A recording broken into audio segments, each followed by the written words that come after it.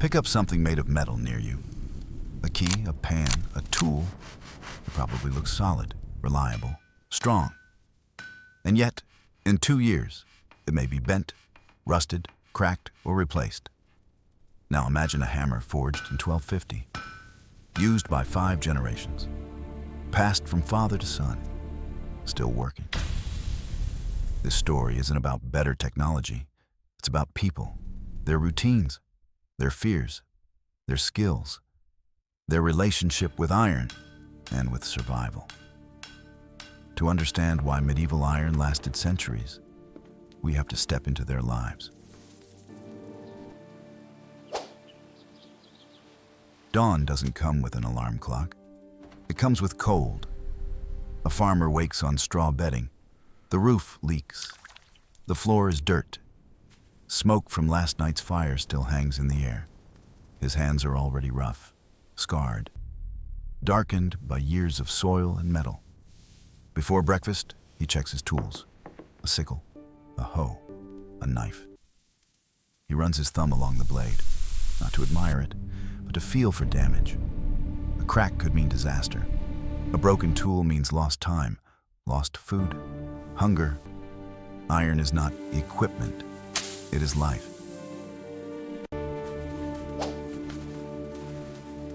Medieval people didn't order steel online. Iron began as stone. In forests and hillsides, villagers dug bog iron from wet ground. Brown-red lumps, heavy, ugly, valuable. In other places, miners descended into narrow shafts with candles and picks. The air was thin.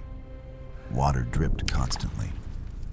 Men worked half blind, half suffocating, listening to rock creak above them. Every chunk of ore was carried out by hand. No machines, no shortcuts, just sweat and risk.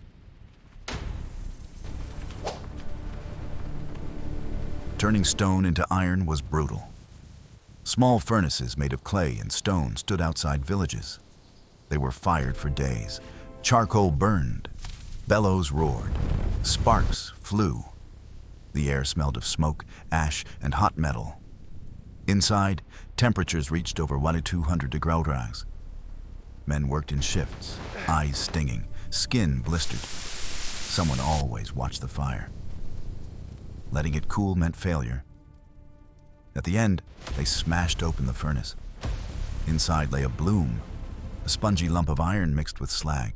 It looked useless, but it wasn't. The blacksmith was the heartbeat of the village. His workshop was loud before you even saw it. Clang, clang, clang. The anvil rang like a bell. Sparks jumped, smoke curled upward. Inside it was always hot, even in winter. The smith's arms were thick. His apron burned through in places. His beard often smelled of ash. He heated the bloom, hammered it, folded it, hammered again, over and over. Each strike pushed out impurities. Each fold made the metal stronger. This was slow, painfully slow. But it created iron that lasted. Medieval iron was imperfect, and that was its strength. It wasn't uniform. It wasn't factory clean. It had layers, fibers, variations. Like wood grain, this made it flexible. Forgiving. Modern steel is often optimized for cost and speed. Thin, uniform, disposable. Medieval iron was optimized for survival. If a plow broke, no shipment arrived tomorrow. So it had to last. A medieval farmer didn't own 10 shovels. He owned one. He knew every dent in it. He knew how it felt in summer heat and winter frost. He noticed when it sounded different in the soil. Tools were maintained daily, wiped clean, hung near the hearth, oiled with animal fat. Children were taught early: never leave iron in the rain, never throw it down, never treat it lightly. A tool was almost a family member.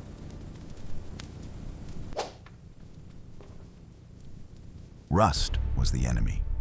Everyone knew it. Without chemistry books, they learned by experience. After work, iron was wiped with cloth, sometimes rubbed with fat wax or oil. Axes were stored near warmth. Knives were kept in leather sheaths lined with grease. In coastal regions, where salt air attacked metal, people were obsessive. Tools were checked weekly. Rust was scraped off immediately. Neglect meant loss.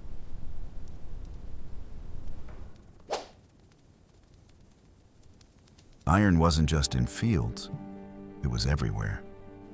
Cooking pots hung over fires. Door hinges groaned. Chests were bound with metal bands. Beds had iron fittings.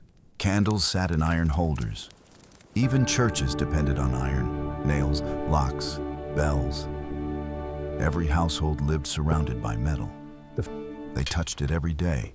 They listened to it creak and ring and cool.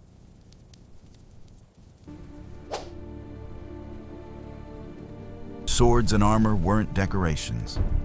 They were insurance. A village might be peaceful for years. Then suddenly, raiders, soldiers, tax collectors, men grabbed spears that had hung on the walls since their grandfather's time. Mail shirts were patched again and again. Helmets were reshaped after every dent. These weapons survived because they were constantly repaired. Nothing was obsolete, only usable or deadly useless. Iron-shaped bodies. Blacksmiths developed bent spines. Miners coughed blood. Farmers' joints wore out early. Hands were thick like leather. Burns were normal. Cuts were ignored. People didn't think of this as suffering. It was simply life. Iron demanded payment, and they paid with their bodies.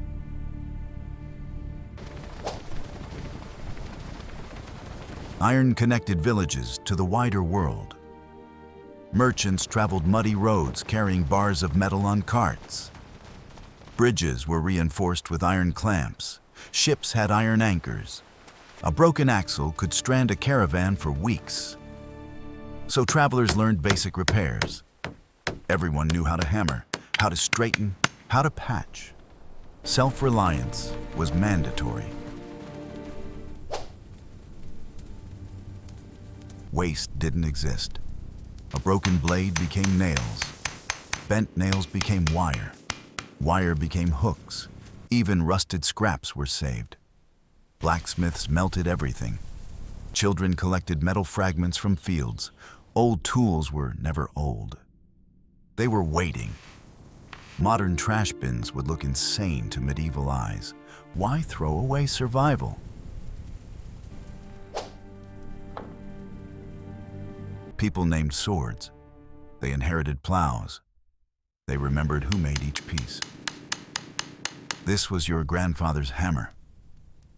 He forged it the winter after the famine. Metal carried memory. When a tool broke beyond repair, it was mourned. Not dramatically, quietly, like losing a friend.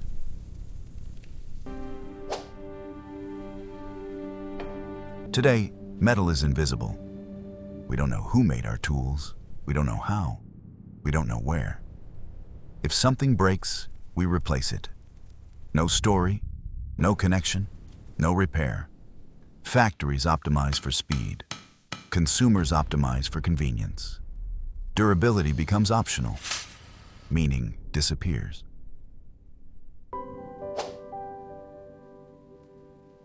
Medieval iron lasted because people lived differently. They were patient. They were careful. They were dependent on what they owned. They understood limits. They respected materials. They repaired instead of replaced. They built for grandchildren they would never meet. Not because they were noble, because they had to.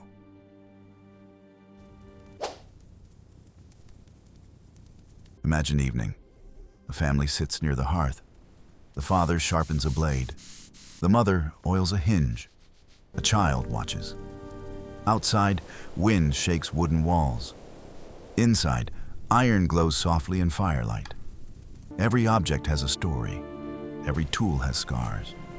They sleep knowing tomorrow depends on these things and on their care.